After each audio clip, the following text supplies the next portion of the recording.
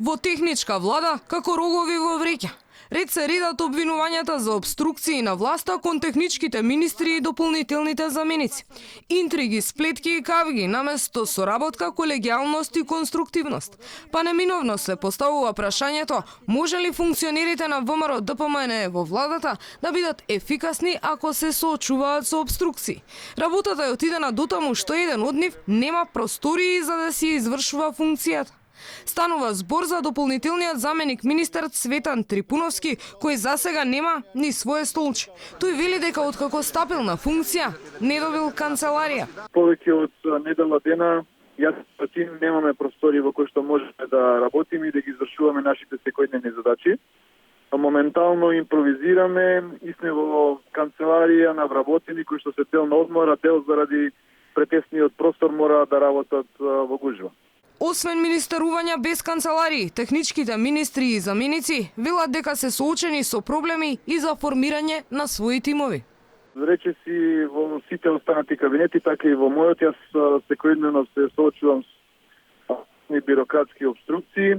Едноставно немам простори, немам луѓе кои што ми се официјално со документ префрлени, имам проблеми во делот на архивата, односно протокот на документ. Мене ми е повеќе од јасно заради тоа што многу незаконитости се правени во министерството и во времето на Љупчо Николовски и сега додека е министер Трајан Димковски, и ова се класични обструкции за да не излезат многу незаконитости на виделини и јавноста да ги знае. Исти проблеми има и во кабинетите на дополнителните заменички. А и Мизрахи, која застана на чело на Министерството за труд и социјална политика, не можела да екипира свој тим, поради обструкции при преземање на вработени од Министерството. А ова се само дел од низата проблеми за техничките функционери.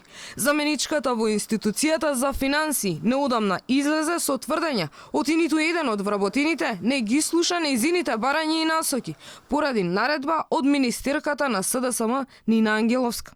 На секое мое барање, кое што ќе биде упатено до било кој раководител на сектор или пак државен советник, нема да ми одговараат директно, односно одговорите првин ќе се праќаат на одобрување во кабинетот на министерката, а подоцна до мене.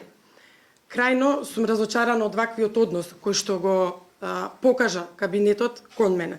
Имено, согласно членот 49 од Законот за влада, јасно е кажано кои се должностите, односно и правата на дополнителниот заменик министер. А има и такви што ги бараат назад распределените службени возила, ама не ги добиваат.